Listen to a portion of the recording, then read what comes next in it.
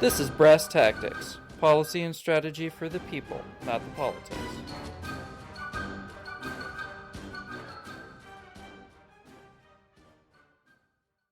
Welcome to Brass Tactics, where I still don't have a clear intro tagline. Here with us today, though, I have our usual co-host, Pete. Pete, say hi. Put the coffee down, Pete. We talked about this. Hi, everybody. Thanks for having me, Sean and Joe. And as Pete just introduced, we have a guest today, so it's not just Pete and I arguing with each other. Now we have a referee, and that is our colleague and co-worker, Sean Marquis. Thanks, Joe. Happy to be here. Me too. You know, just hunting the good stuff. Life is great. As you can see, we're not the most refined at the small talk transitions yet. But in any case, Sean, I don't know how much I actually told you because my brain has been trying to just stay inside of my skull most of this week. But the point of this podcast is sort of breaking down big foreign policy stuff that policy wonks and other people talking about, and it doesn't feel like they care about whether or not it's accessible to the voters, to the people that all of this global stuff affects. So here on Brass Tactics, we take the strategy and we get down to brass tactics with it. See, there's a pun in there. I'm really proud of it. I see what you did there. Yeah. Okay. So that's the point. So just casual conversations that people can hold their ground at fancy cocktail parties with, or at least vote informedly about foreign policy from now on. So last time we talked about what is war and sort of the American way of warfare, something that usually goes hand in hand with American and warfare and all that stuff. And that's the military-industrial complex.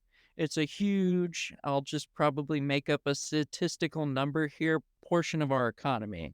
It consumes a lot of government resources, and it's our most public and probably most prolific branch of foreign policy. And so today we wanted to talk about the American military-industrial complex. Is it a bad guy? Is it a good guy? Is it a necessary evil? And how did it come to be? Since we talked like war, philosophy of war, things like that, instead of the policy side, we're looking at the technical side now, the science of it, the innovation that when did it start? And when did it become so ingrained that we cannot at this point envision a national security environment without the American military-industrial complex? Wow. Well, that sounds exciting. A lot of big topics in there. If we broke it down to one, at some point, having the best weapons became a huge part of the American formula for success in conflict. Where did that happen and how did that evolve? Or am I just sort of wrong on that speculation? Because we're wrong on this show plenty. Pete, I think that's right up your alley. Regarding, I don't know. I'm not really prepared. I wasn't prepared for you to actually kick that over to me right there. Thought you were going to say something. Well, actually, I think a better question. Yeah, we don't have to say that. Is Raytheon a bad guy? Oh yeah. Whoa. If we're going to go down talking about defense contractors and whether or not that's a good thing or a bad thing, now that I can comment on. In terms of like Americans' inclination to specifically look at technological solutions for warfare, I don't know the history on, hey, when did that become the route that we predominantly take? It's something that I've probably talked about before in class, but I don't have that in front of me. Well, I mean, citing your famous article for the Modern War Institute, 2 years ago or so, it wasn't in 1776 when they were the good guy insurgents, because they're just scrounging at that point. Where they're innovating, it's probably tactically. Yes. Which we should probably talk about. Would talk about more than just the sciencey innovations too. But then at some point after that, probably wasn't 1812, because that didn't really break our way as much as we'd like to think. But I definitely think that by the time World War II finishes, the military, especially the Navy that we had at the start of the World Wars, was not the same shape or composition that it was by the end. And I'm sure that changed a lot about how we projected our military.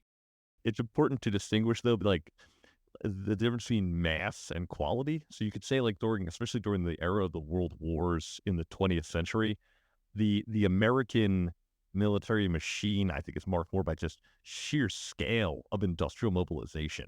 Not necessarily the best equipment, the best material, but we absolutely bring the most. And then a very impressive skill in logistics to be able to get it from the factories to the front line. I was more thinking of the aircraft carriers that weren't around when aircraft weren't around yet, that then became to be around later. Yeah, but arguably the Japanese show more innovation with the aircraft carrier pre-war than the Americans do. It's the Japanese who, strike Pearl Harbor with carrier-based aircraft, whereas the Americans are still very much stuck in the battleship time frame. I mean, we straight up court-martial Billy Mitchell, no relation, because of his effort to kind of overthrow the battleship mafia and like bring the prominence of the aircraft up higher.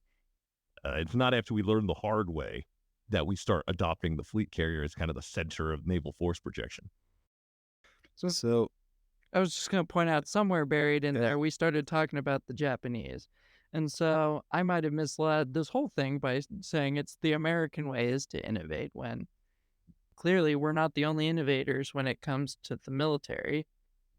I mean, I think all of the World War II movies, most of our listeners, in particular my mother and now my wife, so we're up to two. The Germans, their tank was renowned.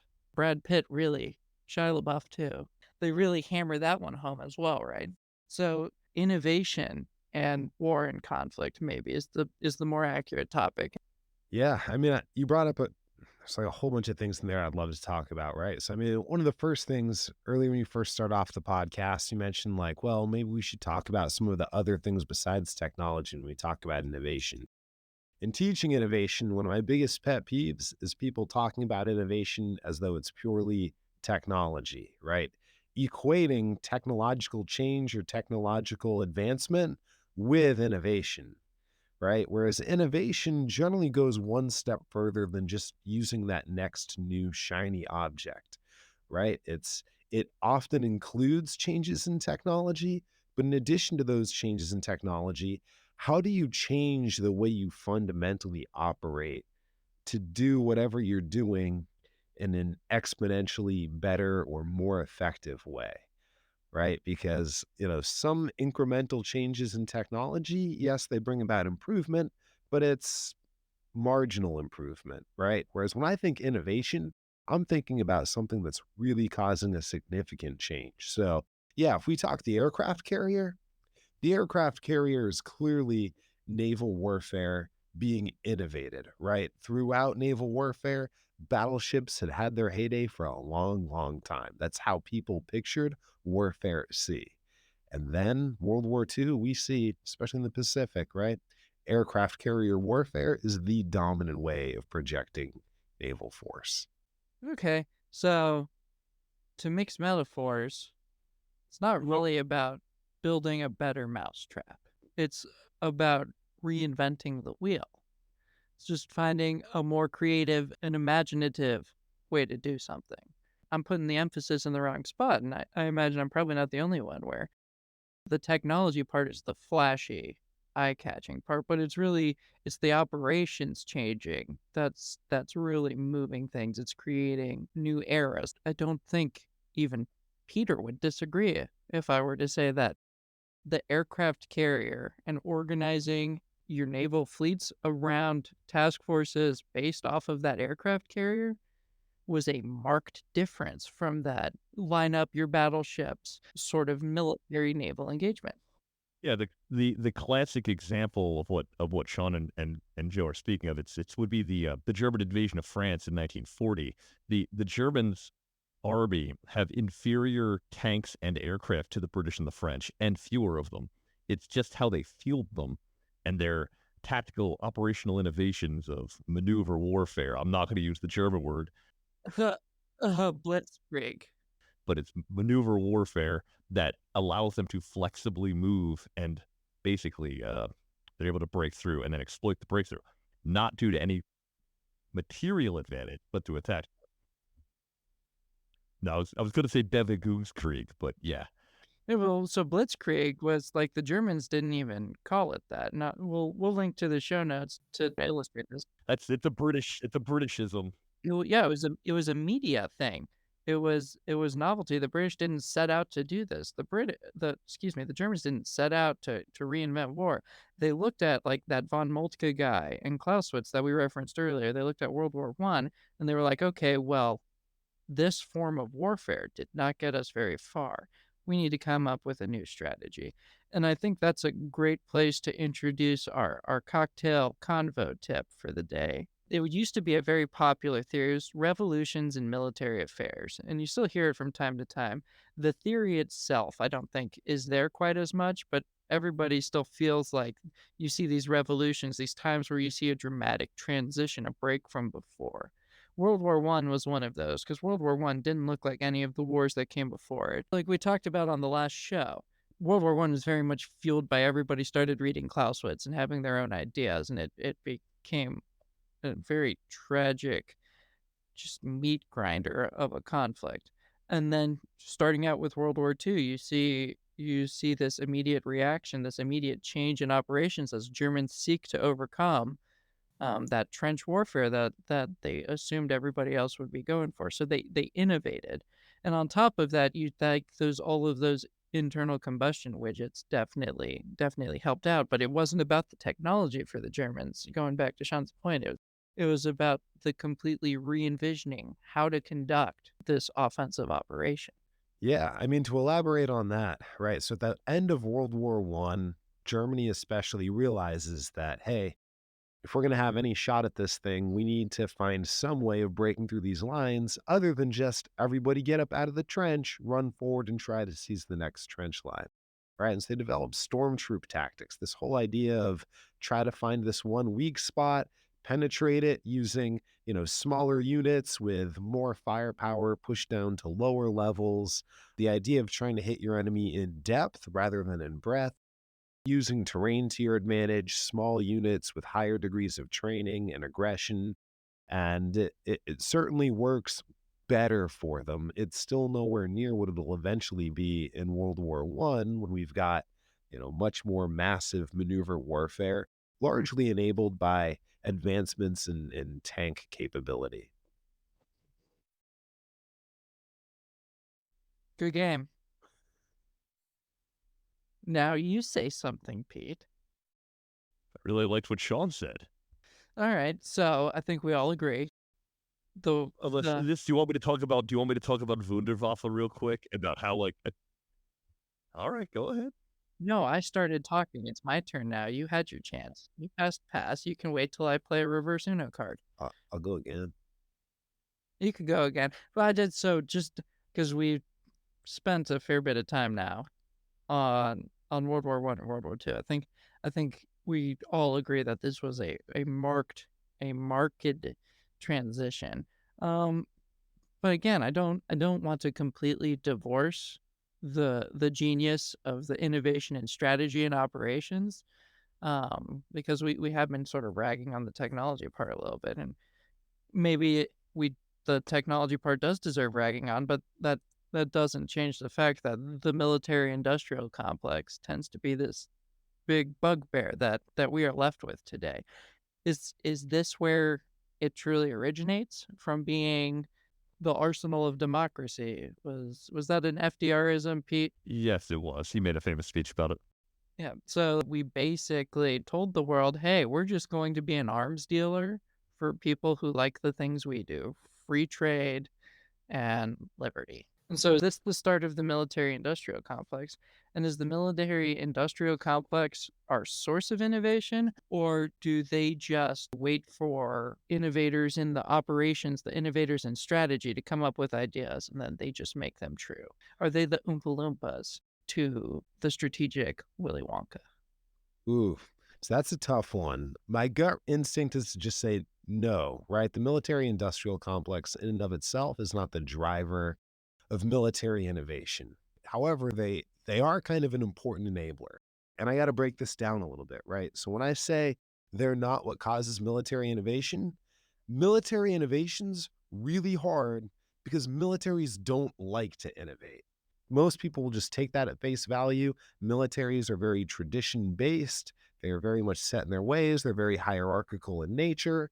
If you want to change the military, that's generally difficult to do unless you're just trying to add that new, cool technological thing. For me, I'm an infantryman, and if you say, "Hey, infantryman, I've got this new rifle that can shoot a little bit farther, a little bit more accurate, a little bit faster," I'm going to say, "Great, cool, give it to me. I'm excited to have it."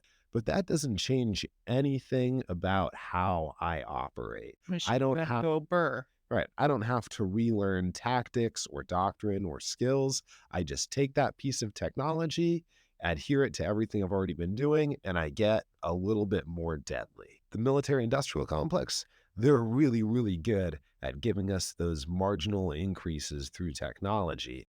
But when we're talking about what drives true military innovation, usually it takes something bigger to cause military innovation. We're talking earlier about Germany and their big military innovation with Blitzkrieg and that sort of stuff going into World War II. Well, think about it. What happened to the German military that drove them to innovate?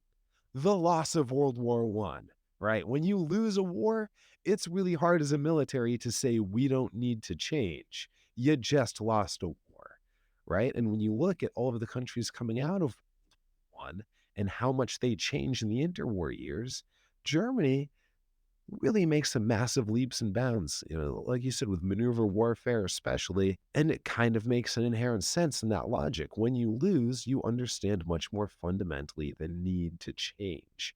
Whereas if you were a victor, well, it's really hard to make the case of what we're doing doesn't work. Now, World War One was such an extremely costly war that you would think that the point would have gotten home to more people more absolutely, but largely you saw a lot of countries and militaries at the time come away from World War One with just a general anti-military attitude due to how destructive it was. The cool thing that Sean's talking about is how the military, the established industrial companies and the military itself, they like to use iterative rather than innovative processes. Like the slow, gradual improvements over the status quo versus rapid, unorthodox changes. Because it takes a lot of risk in a business to do that. If you're going to make something that's new and unorthodox and unproven, it's a huge risk, especially when you're talking about the military. Because if the military doesn't like it and doesn't buy what you're trying to sell them, you're out of luck. You've lost all the money you put into it for research and development. Yeah, and Pete, similarly, right? It's dangerous for companies to try to pitch innovative military technologies because the military might not buy it.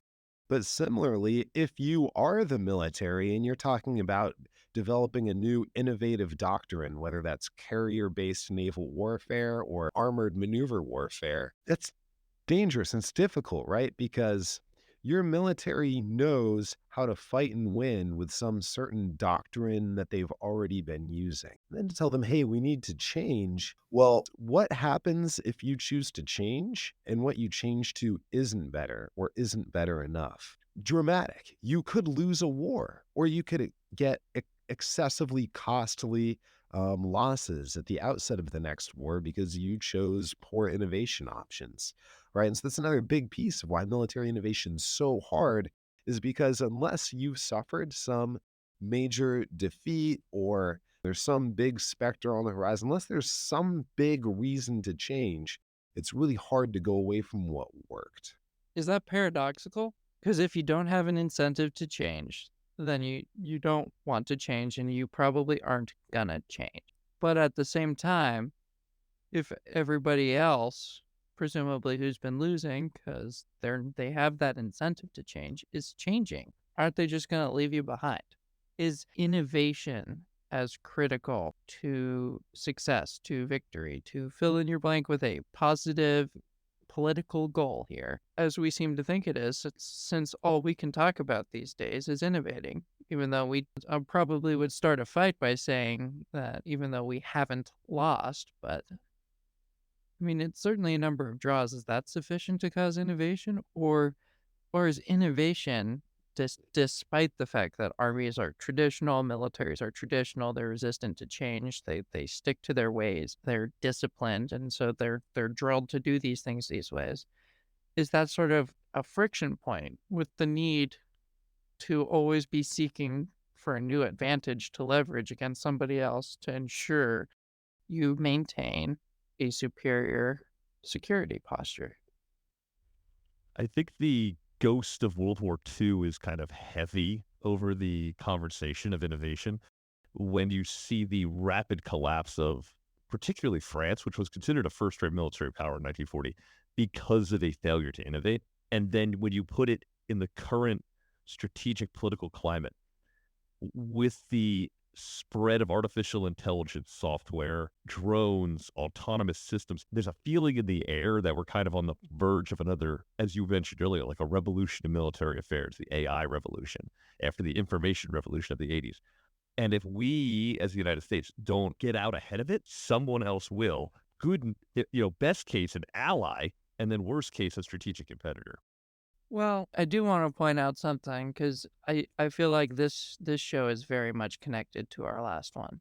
And that's because innovation has always been something that we've done. Not necessarily because we lost, but because of a sense of urgency. Like, we definitely did not lose World War II, right? But we tried for this, and fun fact warning here, this pentomic division. We'll link to it in the show notes as we usually try to do. But basically, we tried to incorporate nukes into like our regular army structure. Sounded like a really good idea at the time, but completely and utterly failed. Nobody wanted to do it. And I think, like Sean was saying, that might come back to the tradition mentality. It's the way we did things wasn't broke, so why are we trying to fix it? So nobody wants to employ it. But World War II, and then we roll into that Cold War, right? If we were to go into a conventional war against that then Soviet Union, I think there's legitimate concerns that we would not have been successful. If we were successful in protecting North America, there was no way we were still also going to be successful in protecting most of Europe. I think that's the start. As I said in show 2, most of the things that America does can in fact be blamed on them commies. And I think that introduces one of the other buzzwords that comes up that I don't think anybody's really taken the time to explain for the rest of us, is the idea of offset strategies. Looking very intently at Sean now to pick up this baton. Yeah, so when we talk offset strategies, right? So the case that you're bringing up here where we go into post-World War II, is a perfect example of, look, at the end of World War II, Soviet military by numbers massively outstrips what the US has in Europe, even combined with our European allies. And we know that in a conventional fight, that doesn't go very well. But luckily, right after World War II, we have nuclear weapons. So what we're able to do is we can offset Soviet advantage in numbers of military conventional power with a nuclear power, right? So say if you do this with conventional power, we've got nukes, offset accomplished. And that stays that way for a while. Eventually in 49, the Soviets build their own atomic bomb. And then, we sort of keep going with it. And it's, hey, we've got more, we've got better atomic weapons, nuclear weapons. And so that's how we maintain that offset. But over time, the US finally gets to the point where we say, hey, look, this idea that we can just totally prevent any sort of conventional conflict by having more or better nuclear weapons doesn't make sense anymore because we've reached mutually assured destruction. We've got enough nuclear weapons to erase the Soviet Union. They have enough to erase us, and nobody wants that. So then the question becomes, well, hey, if conventional war breaks out, let's say the Soviet Union does invade one of our European allies, are we willing to end the world over it? And a lot of people sort of come to the conclusion that we probably aren't. So we need to build up some sort of conventional capability to have the ability to respond. Right. And so if we're going to build out that conventional capability, the rub is we're still not going to be able to achieve the numbers that the Soviet Union has. Right. They're very populous, large military, and in pure numbers, they're probably still going to hold an advantage over us. But what we did have was a technological advantage. And so, talking about the military, the revolution in military affairs, it was actually Soviet military theorists at the time looking at what the US was doing with precision guided weapons, stealth, right? It's all of these things coming together, and the Soviets looking at us having it. And they said, these things are going to come together to create a military technological revolution. We then kind of later on see what they're saying about it, and we're like, oh, hey, yeah, we are kind of doing that. We renamed it RMA there, or that Revolution in Military Affairs when it came over. Right. So just re-emphasizing, like you said, people doing that innovation aren't consciously setting out to create this new world order for military strategy and innovation and set a new standard for the new toys of the battlefield. They're literally in a survival mode. And then the Russians are the ones that label it as benchmarking turning point there. Sorry to interrupt you. Yeah, no, spot on. But it's so crazy because at this point we see some really cool things happen, right? So airland battles created as the new US Army doctrine. We realize that no, all of our formations need to be able to fight at a numerical disadvantage and use technological advantages to do things like hitting them in depth and, being able to hit precisely with bombs. Suffice to say, this is a period of rapid changes as people are sort of just racking their brain to make sure that we have enough of a threat posed to Soviet aggression that they are, in fact, deterred from moving against us. Because if they did move against us, they are just as unsure as we are that they would be able to achieve those gains. I mean, we could list some of those platforms here specifically because I think some of those, heck, the Patriot missile system is still around.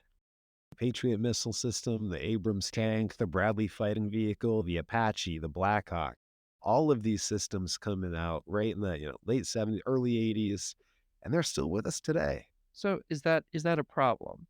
Because at one point I was like, Americans, the innovators, key part of our strategy, staying ahead of everybody. But we're so good at innovating. Our main weapon systems are all circa 1980s.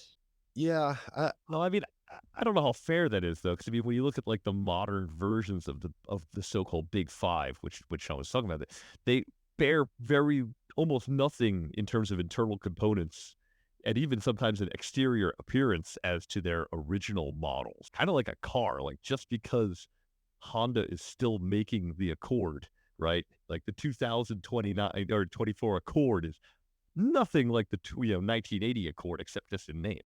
It's a version of repeated and careful iteration. You're not just going to revolutionize and get rid of the tank. There's nothing that we've found yet that can replace it. yeah, I think Pete, Looping great, back in. yeah, great way to hit the nail on the head with that one. I mean, while things like the chassis might be the same, Don't give him too much credit. He's just swinging over there wildly, and then it's our job on this microphone over here to loop it back in because we were talking about how that military industrial complex is that fantastic at improving things one step at a time. yeah. So I think a lot of the chassis and the airframes and things like that are still very similar to what we had in the 80s. I think what's changing a lot about technological development right now is that so much of the technological change that matters is software related, not hardware related. But hopefully for our listeners, it's sort of coming together as a picture now. Yes, these were largely created in the 1980s after people experimented with angling the armor density, things like that. By the way, you cannot watch Pentagon Wars hard enough. I think it's free on YouTube. Just awesome. Those aren't probably going to change until we figure invent new alloys and things like that. Maybe a lot of those changes were really, really small until, like Pete mentions, we start getting drones and the other big buzzword today, like hypersonics.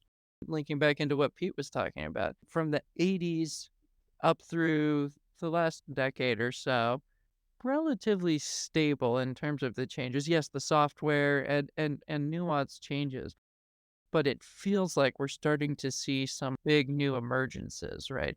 Yeah, so that's a great question, Joe. And it sort of goes back to earlier when you said, hey, if only the losers are innovating, then doesn't that mean eventually we're going to fall behind? And that's why we need to innovate. It immediately made me think of an article that we've got in the class I teach on military innovation, where it discusses the diffusion of military innovation. When I say diffusion, right, it's like, hey, you've got a military innovation that country A does. How difficult is it for country B to look at what country A did and then do that itself? Because not all innovations are going to be decisive the moment that one country gets them. We've already talked about Blitzkrieg in Germany a lot so far on this podcast, but I think it's important to note that as successful as it was early in the war, the US figured out really quick that we need to also do this combined arms maneuver warfare too. It wasn't something that they did it and nobody else could do it. Nobody else had it, and everyone else, tough luck. And so, how quickly or how long that first mover advantage lasts matters, right? So, in the example of, say, hypersonic missiles, yeah, apparently, China's tested some out and done some. And Russia's got some poor performing example of a hypersonic, supposedly, that Pete's written a wonderful article about on MWI. Well, now Russia's going to send their bot farm after my dinky little podcast, so thank you. That's good. That should be a badge of pride. Any advertisement is good advertisement. But I bring that up to say, okay, great.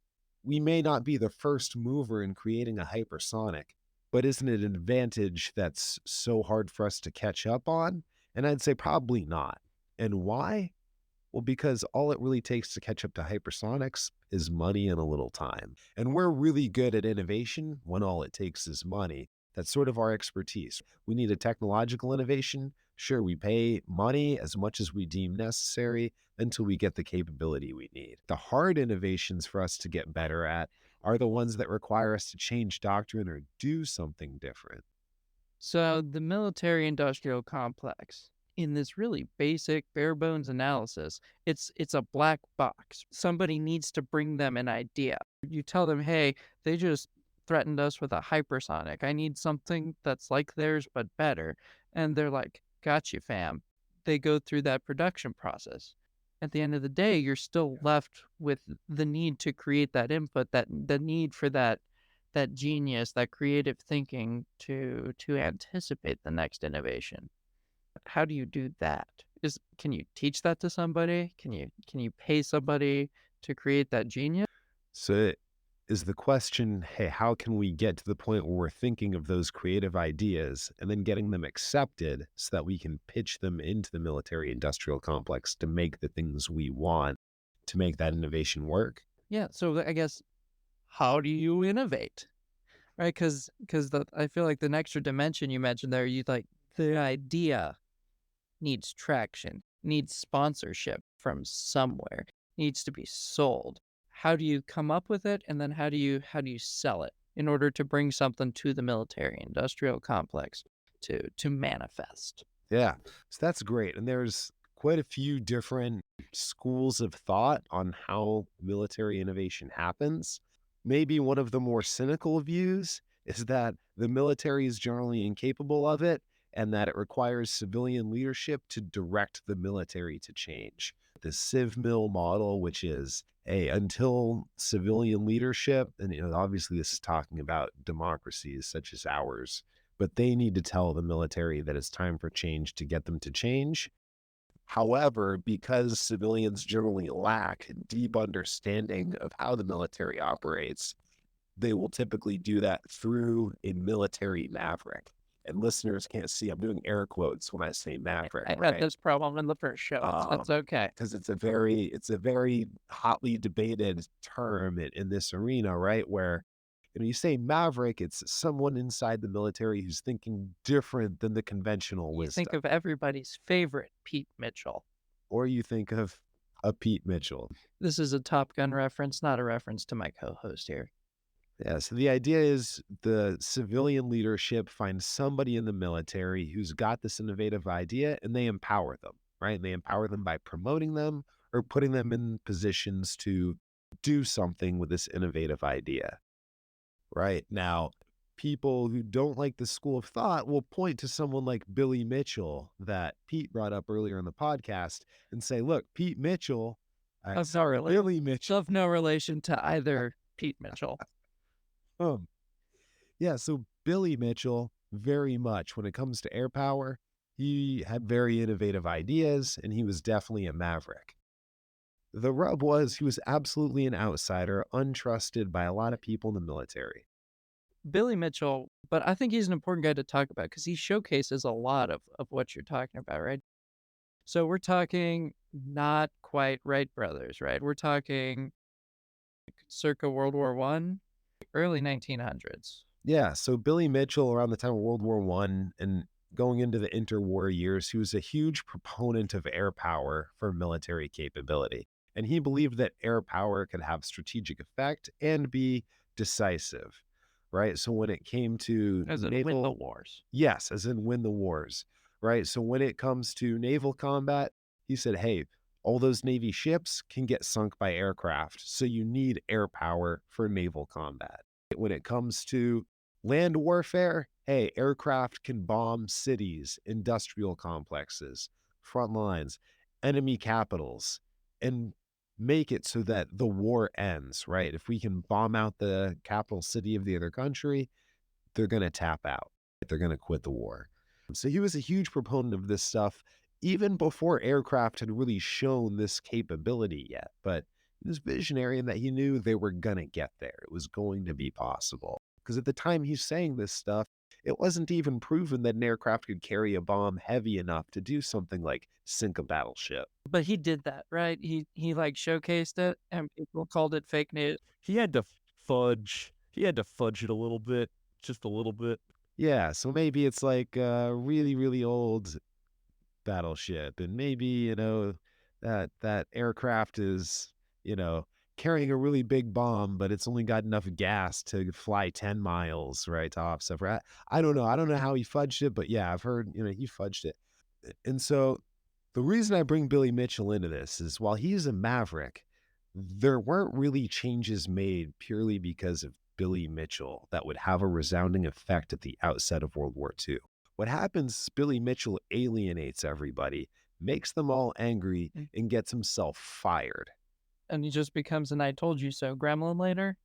He does later on, but here's the deal. There's other people who aren't mavericks who kind of come to understand that, you know what? There is a lot of value in this sort of thing. And one example is Admiral Moffett from the Navy. So Admiral Moffett, he was a battleship commander throughout all of his career. So you would expect he's going to be stuck on that old battleship doctrine, right? But he actually starts to think to himself like, no, carrier-based warfare can be decisive in the future. And he gets put in charge of the Navy's, I think it's the Aeronautical Bureau or something like that. The people overall in charge of building out things like naval aviation, aircraft carriers, and this sort of thing. And what he does is sort of the opposite of Mitchell. He doesn't sit up on the rooftop saying everything needs to be aviation now, but he starts to make little changes that have a huge effect at the outset of World War II. So he says, look, aircraft carriers, sure, they can just be your scouts and help patrol and find things and attrit the enemy and do this sort of thing. Isn't that useful, battleship commanders? And they're like, yeah, absolutely. We love having those guys with us in our fleets. And he's like, okay, so we need to make more and bigger aircraft carriers to help better support the battleships. And everyone in the Navy is like, yeah, that makes great sense. We'd love to have more and better aircraft carriers supporting our battleships. He says, hey, if we want these things to be capable, we need to have naval aviators actually in charge of aircraft carriers. Because before it was just battleship captains who were put in charge of aircraft carriers, but they don't really understand aviation. And so he gets that shift to happen. On land, naval air stations start to be commanded by naval aviators. So all of a sudden, there's this career track for progression for naval aviators where they can start to wield more and more influence throughout the Navy. And so over time, not only is he making it so that there are bigger and better and more numerous aircraft carriers, there's also a bigger place for the aviator profession within the Navy. And so, yeah, at the outbreak of World War II, we're still very battleship focused, but we've got aviators in positions of power and we've got aircraft carriers that are capable and able to respond. You started talking the Civ Mill model for innovation. And then right around Billy Mitchell, we were like, this one doesn't seem to be it for us. For that later one where you start talking about the career progression and really like the entire force structure is almost adapting to that single innovation point of integrating that air power. Is there a name for that model? All right. Yeah. So Barry Posen, he's the dude who wrote the main article on the Civ Mill model. And it's this guy, Stephen Rosen, reads that and comes off the top rope saying, no, shenanigans, Mavericks don't work because look at someone like Billy Mitchell. And he writes about the intra-service model. And his whole big theory is basically that, look, it needs to be insiders within the military who sort of argue amongst each other and try to figure out what the future of warfare looks like, and then set up career paths and ways to progress for people who can achieve success innovating to get after this new theory of victory. But the whole idea is it can't come from outside the military or from some outsider. You need to get the military people themselves to understand that they need to do something different in order to really change the military from the inside. Because the military is so insular, they'll reject it if it's coming from an outside entity. That being said, I think it's worth talking about one other really big model of innovation that's like a big source of bringing about change, right? Which is the inter-service model. And so when we say inter-service model, it's between the services. So Army competing with Navy, competing with Air Force. The inter-service model basically says, look, all of these services are always competing for resources. Army wants money, Navy wants money, Air Force wants money, and you get money by owning missions. What they're going to do is they're going to compete for mission sets. So when we're talking nuclear weapons, once we were using nuclear weapons to offset our enemy's conventional force, if your service wasn't involved in the use of nuclear weapons, well, you're not getting a cut of that check. You're not getting a piece of that mission. And so all of a sudden, the Army, the Navy, and the Air Force are all starting to innovate in different ways to deliver nuclear weapons. Air Force, at the time it was the Army Air Force, right? They were the first ones to deliver it. You drop a bomb out of a plane. But eventually the Navy in this competition, they build out the ability to deliver cruise missiles coming out of a submarine. And the Army, we do some real crazy stuff. We're trying to deliver nuclear weapons through Which artillery shells. we integrated it into the Pentomic division too. Exactly. And so all of the services start innovating because they know that nuclear warfare is this new thing in this new mission set. And if they want to maintain their power within the DoD, they have to have a piece of that mission set.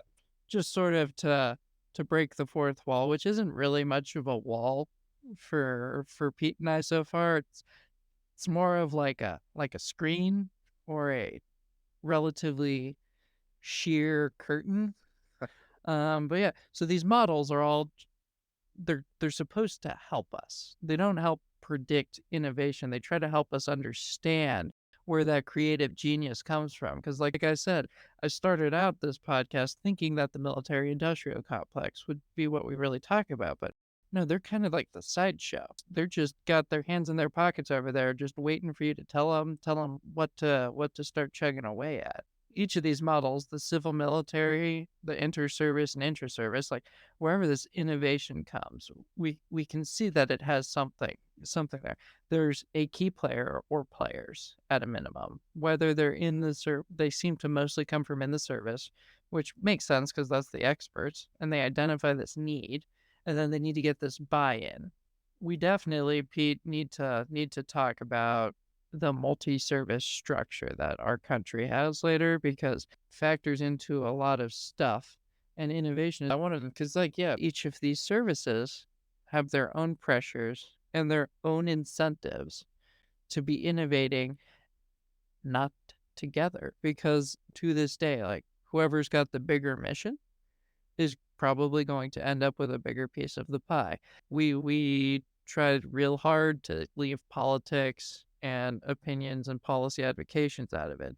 But the last few national security strategy iterations have all pointed a finger at China as a strategic competitor, specifically looking at the region of the South China Sea.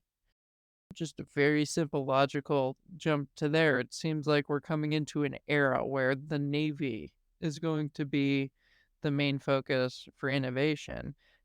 And I mean, based off of that brief history you walked us through, I'm kind of curious to see is naval reference there. Yeah, how that influences innovation if you're thinking about it in those two models. The Marine Corps is a perfect example of the inter-service model at work right now, where we had this shift to the Pacific. First, under the Obama administration, was, hey, we're going to turn towards the Pacific. And then subsequent national security strategies have articulated, this is our pacing threat. This is the competitor that we're most worried about when it comes to future defense planning. And so the Marine Corps, if we look at what they have looked like throughout the War on Terror and the time previous to that, they largely look like another army. When we look at the jobs they did in Iraq and Afghanistan, they were doing the same stuff the army was doing. They were just doing it with less people in a different area. And the problem is that when we look at moving out of the global war on terror, if they don't look like anything unique and they're just another army that happens to ride around on boats, they're not really proving the need for their own set of budgetary constraints or this sort of thing. They need to own some sort of their own unique mission. And so the Marine Corps came up with Force Design 2030 to basically innovate, change, adapt in a way that will make them best able to prosecute the mission set that takes place in the areas in and around, the first island chain and those sorts of areas where we expect that we could possibly have a confrontation with China. And so they changed all sorts of things. They're focused on getting long range fires, things that are capable of operating in the littorals. They're getting less infantry in order to be able to get more things like cyber, less cannon artillery for more long-range artillery, drone type capabilities. But they're bringing together all of these things, and it is very innovative. And I think a lot of it looks really intriguing, and it's been hotly debated because a whole bunch of people, a whole bunch of retired Marine generals came out against it, which again sort of gets after what we've been saying. It's really hard to innovate. People get nervous going away from what they know. Okay, boomers. Yeah, like that. Well, I don't know. They bring up some good points too, right? Because, well, what if you're not fighting in the littorals in the Pacific? Then what, Marines? And I think the Marines pushing for FD 2030, I think General Berger would tell you, well, these new changes will work in other places too, right? It won't only work there. It's just optimized for there. But it's a perfect example of they've shifted and adapted and innovated in order to carve out that role for themselves that they need to have, and in the face of an acute threat. You gave us those different models. You specifically talked about the models that seem to make more sense, so the ones that focus on the people in the military as the innovators. Some of the other things that we've talked about is militaries tend to be traditional. They tend to be closed off and sort of like close hold. They're very guarded by the nature of they're supposed to be guarding stuff. So is the reason those models seem to work to describe innovation so well because the military is almost gatekeeping potential innovation? Should the CivMil model work and it doesn't work because those policymakers don't know enough about the military model? Should more people be listening to brass tactics so that they can have a more informed opinion on future paths of innovation? Definitely more people should be listening to brass tactics. In terms of why so much of innovation needs to come from within, that's a tough one, right? I mean, you need people who inherently understand the military, the challenges, the difficulties, the capabilities, in order to understand what needs to change. I mean, that being said, it's not that you have to be in the military to have a good idea. I mean, where do people in the military get their ideas for change? Ronald Reagan nearly met with the leader of the Soviet Union and got rid of nuclear weapons in Iceland after reading Red Storm Rising. Fictional narratives can have a huge impact on people in leadership, both within and without the military, on getting us to think about the future of warfare and what it could look like and what might need to change to address it. I think there's a huge role to play for whether it's blog articles, podcasts, movies, books, other media, of putting out there, what are the innovative ideas you have? What do you think the future of warfare looks like? Science fiction has had a huge role throughout history of helping predict future war and getting people to think about how that's going to affect their preparations for it. Pete, were you tracking about Ronald Reagan almost signing up to get rid of all the nukes? No. I just recently learned about it this week, but I guess he had gone to talk. I want to say it was Gorbachev. I'm sorry, I'm terrible with names of historical leaders. But basically, they went to just do sort of nuclear arms, like talking about nuclear arms limitations and this sort of stuff. And then in the course of their conversation, it was like, well, why don't we just get rid of all the nukes? They're like, yeah, why don't we just get rid of all the nukes? Well, I'll do it if you'll do it. So, well, okay, yeah, I'll do it if you do it.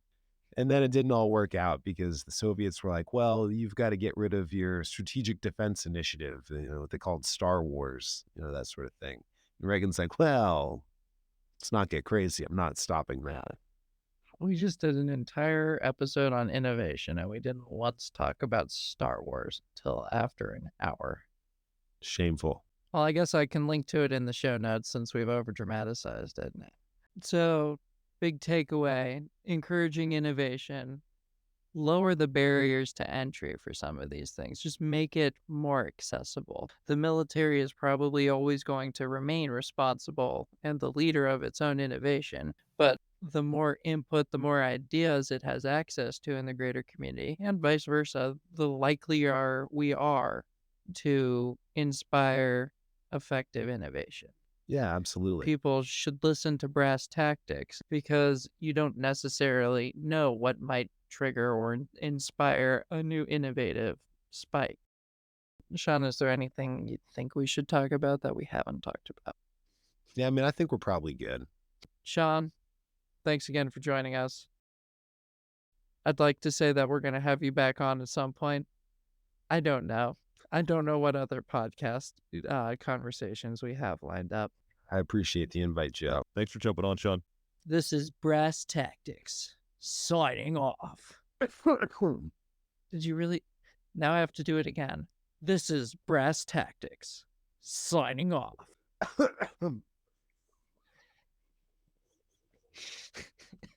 Yeah.